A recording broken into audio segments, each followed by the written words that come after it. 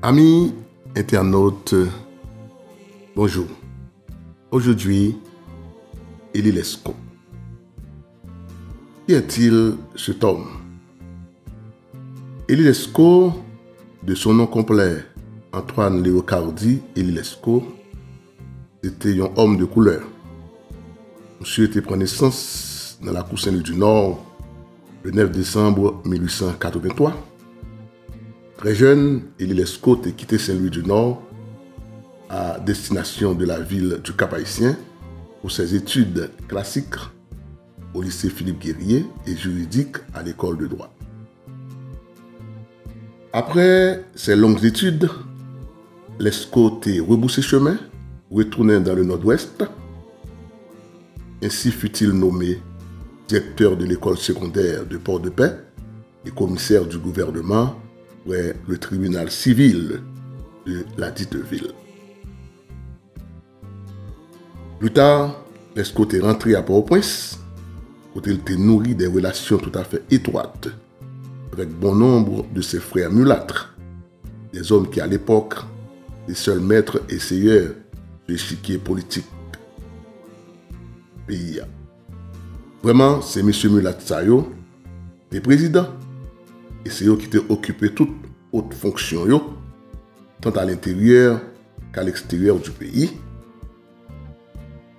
Et cela de 1915 à 1930. Aimé de ses frères de race, Élie Lescaut a vite subi de nombreuses promotions, à savoir consul d'Haïti à Cuba, juge près le tribunal civil de Port-au-Prince, ministre de l'Instruction publique, du Travail et de l'Agriculture, le gouvernement de Louis Borneau, ministre de l'Intérieur et de la Justice sous la présidence de Sténio Vincent, ambassadeur d'Haïti à Santo Domingo, président de la Commission haïtienne sur la délimitation avec la République dominicaine, sénateur de la République, ambassadeur d'Haïti à Washington. Cela dit, Élie Lescaut a gagné une belle carte de visite. Cependant, de Washington étant, Élie Lescaut a établi des contacts très serrés avec de nombreux officiels américains et aussi avec le sadique Raphaël Léonidas Torillo, le nom de sinistre mémoire, un des chefs d'État les plus sanguinaires que la République dominicaine n'a jamais connu dans toute l'histoire. Or, c'est officiel américain Sayo et Torillo qui, le 15 avril 1941, a fait voter Élie Lescaut président d'Haïti. Un mois après, soit le 15 mai, Élie Lescaut a prêté serment comme président d'Haïti. Arrivé au pouvoir, Lescaut a montré très reconnaissant envers deux pays Sayo, parlant des États-Unis et la République dominicaine, pour bienfait à l'égard de lui. Bonjour Lescaut et Torillo, M. Sayo, c'est les deux frères siamois, deux corps comme se dirait, qui ont partagé la même âme. Or, l'affaire Torillo a fait massacrer des centaines d'Haïtiens en République dominicaine, pas de Lescaut rien.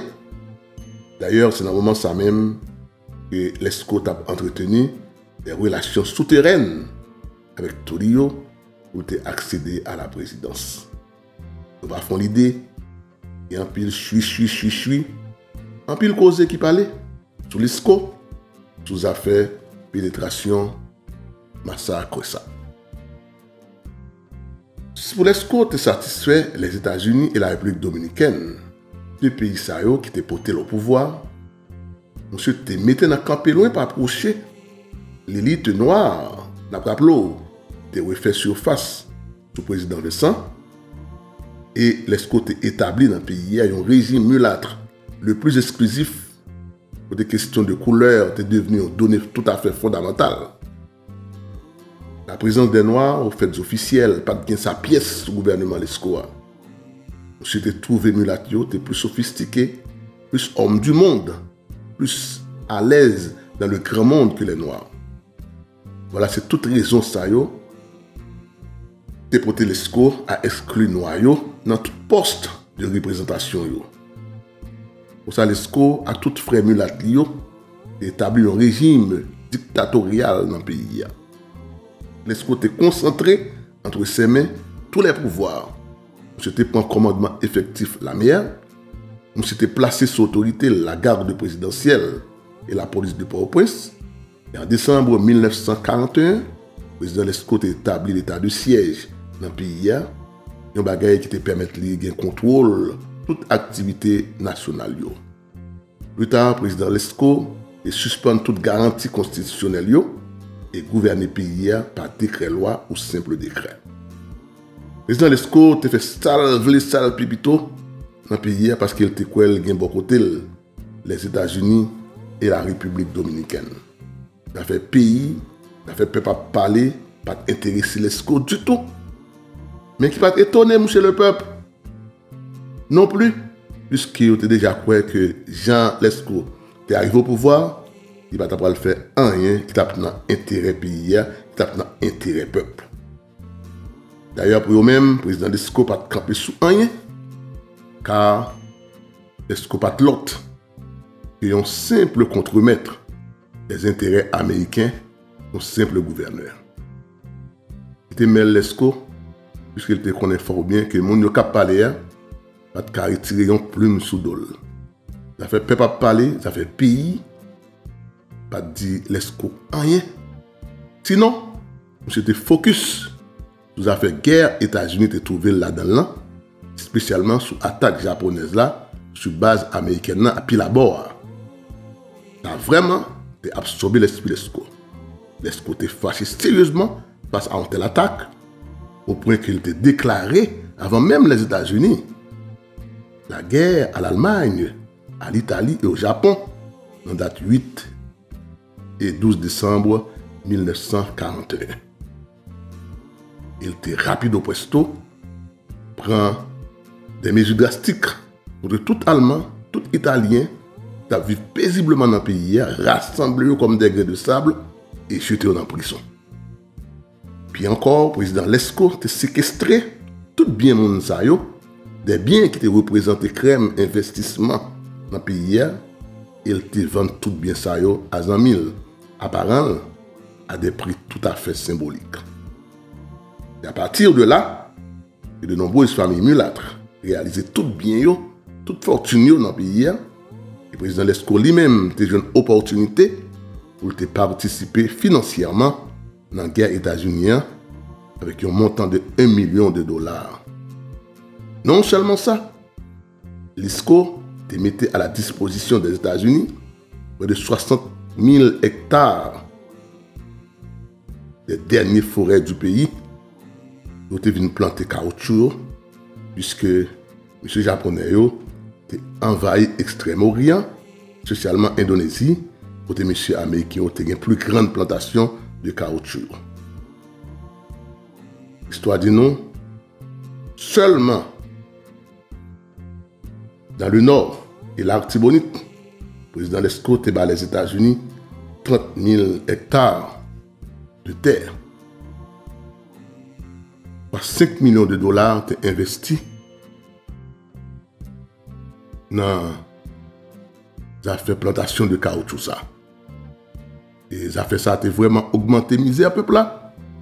Car gros premièrement, l'État dans le pays, l'État haïtien t'es rentré dans possession paysan yo détruit pour diable maison habituelle yo, culture vivrière yo coupé en pile arbre fruitier yo. En fait, c'est une véritable opération racement par terre blanche pour planter caoutchouc blanc. Et les paysans pas de cas de pipe pour le poteau, ils ont réellement frappé de mutisme. Ils n'ont pas de cas parler. Dans le cas contraire, bâton tape couché, bâton tape levé. Mais dans les scores, toujours dans le but pour le satisfaire, patron lui et rentrer dans la culture pays en mettant à l'index le vaudou. Comme ça, les côtés entreprendre une campagne anti-superstitieuse dans le pays qui c'était la campagne de rejeter. Et campagne ça, et frappé sérieusement Ougan yo, côté l'esco te fait piller et détruire en pile homme fort. Pilla yo te emporté en pile richesse archéologique pays de l'époque précolombienne dans homme fort yo. Ça veut dire parle de Badi yo. Mais pilla yo te prend tout bagay ça yo. Yo te vend blanc yo, on t'écrase monnaie. Et blanc yo rapide au presto et expédié richesse archéologique ça yo dans le pays yo. Ça réellement te prend une dimension à la fois matérielle et culturelle. Et par la suite, te soulevé le mécontentement populaire. Mais qui pas dit monsieur le président hein. Quelques temps après, l'ESCO vient sauter un coup du feu. C'était comme si dirait le président l'ESCO te fourrimel dans Djakout Pamete. Opposition dans la capitale là, dans les centres urbains, te tressé contre l'ESCO, te mis en grève. Sur ces entrefaites, le président l'ESCO te prend une décision formelle pour te maintenir l'ordre dans le pays et l'histoire dit non avec sa grandiloquence habituelle. Il était lancé un défi historique en disant la nation est prévenue et le monde entier est averti. Malheur celui qui a osé prendre béton contre l'ESCO. Pas de monde qui te connaît ça qui était dans l'ESCO, tu as décidé de diriger le pays en maître absolu. Après tout gros problème ça avec presque tout secteur dans le pays, le président l'ESCO, pas oublié, nous était fou email dans Djakout Pamete. Tu vite trouver dans le plus gros problème avec patrons internationaux. D'abord, avec le gouvernement américain, l'ESCO te réclamé répartition qui devait revenir à eux-mêmes, à pays d'Haïti, après la Deuxième Guerre mondiale. Là. Monsieur Blanc, monsieur Américain, pas content. Ensuite, l'ESCO était censé dire un petit mot sous sort haïtien en République dominicaine. Monsieur Tourio, de son côté, était boudé concon. Et Tourio, de concert avec les États-Unis d'Amérique, est coupé fâché avec l'ESCO et engagé rapide au presto dans l'action de lutte contre l'ESCO. Tourio, vite mettait toutes les affaires l'ESCO dehors. Tourio, publié toutes les lettres l'ESCO était habitué à écrire avant même qu'il ait accédé à la présidence. L'argent qu'il était habitué à prêter l'ESCO. Tout ça était habitué deal en de mauvais termes sur Vincent. L'ESCO était toujours à demander qu'il a perpétré un mouvement pour te faire Vincent pour quitter le pouvoir. Pour enfin te déstabiliser, déculotter l'ESCO complètement. Or, c'est à partir de toutes les lettres que de nombreux historiens haïtiens n'ont pas de vérité en déclaration d'un haut fonctionnaire dominicain qui te fait croire au docteur Jean Price-Mas qui n'est pas d'accord que c'est officiel dominicain qui t'a assumé seule responsabilité massacre là. Il dit Price-Mas il y a des mains haïtiennes, pas ta fond l'idée qui bel et bien trempé dans les affaires massacre. Or, on sait que des bagailles, il passe en République dominicaine, à connaître pour qui ça. Et des mains haïtiennes qui bel et bien trempées dans les affaires massacre. Tout le monde. Comme nous faisons ce jour, les côtés ont un pile problème, tant à l'intérieur qu'à l'extérieur du pays. Attendons surtout de déstabiliser monsieur, déstabiliser le gouvernement là. Et comme d'habitude, de rentrer en Haïti même, de soulever plus de monde possible contre l'ESCO. Immédiatement, et il vient plus chaud, ils ont fait coup d'État à parler. Malgré tout, l'ESCO a décidé de jouer dernière carte de répression pour porter ses atteintes aux libertés publiques.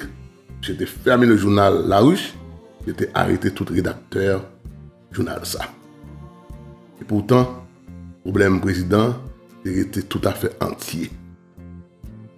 Cependant, dans chercher solution, le président l'ESCO te vite où est nécessaire, et même au-delà du nécessaire, pour te former un nouveau cabinet ministériel avec des gens d'horizons divers. Mais hélas, il était déjà trop tard pour monsieur le président, puisque les hommes de l'opposition et eux-mêmes il était sermenté 67 fois, 7 fois, de ne pas participer du tout dans rien Lescaut.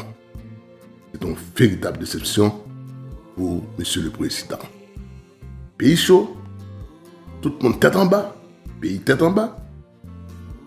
Finalement, le 11 janvier 1946, Lescaut est chassé du pouvoir par un coup d'État. Un junte militaire composé du général Franck Lavaux, président, des colonels Antoine Levelt et Paul Jean Magloire, est assuré intérim. Mais l'homme fort dans le moment ça, pas l'autre que Paul et Jean Magloire. Donc ça a triomviré ça, de mettre Lescaut paisiblement à bord d'un avion, expédié monsieur en exil à destination de Miami. L'ironie du sort, c'est que le président Lescaut a fait un pile par an, en pile amis riches, tandis que lui-même était laissé pouvoir un homme relativement pauvre, selon le dire d'un historien. Voilà, c'était bien Élie Lescaut à travers Haïti Histoire aujourd'hui. Merci de l'avoir chaleureusement suivi. Petit au bas, les benouillés, allez.